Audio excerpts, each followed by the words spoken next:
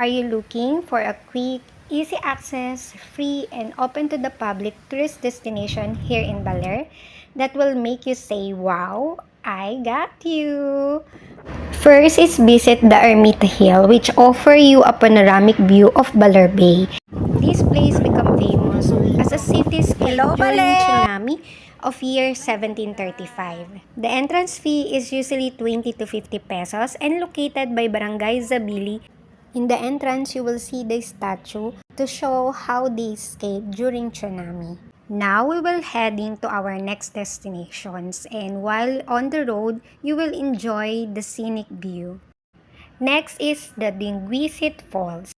There's a lot, so it's easily found because it's along the road and open to the public. And there!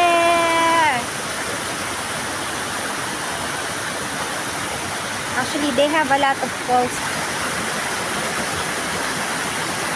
And finally, we will be heading to my surprise to you guys, the Digusit Rock Formation.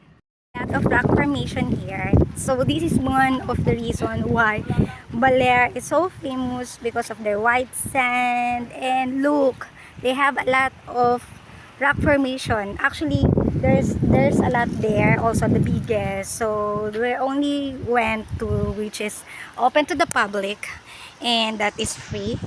Because most of them from there, it's most there's also some beautiful, but you have some entrance fee.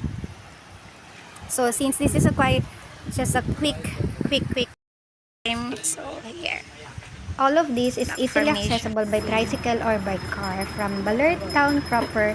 So it's just a short drive north. So pretty. Kita niya ba yan? Look, it's short. My God. This is so nice. So ito. Torre Beach. So I was just this one is so beautiful. And there's a cute puppy. Cute puppy. Oh, someone is stand and This is the most photogenic stop that is open to the public that you can enjoy the stunning sunrise and sunset. Make it totally worth, and you should visit and you should not miss it.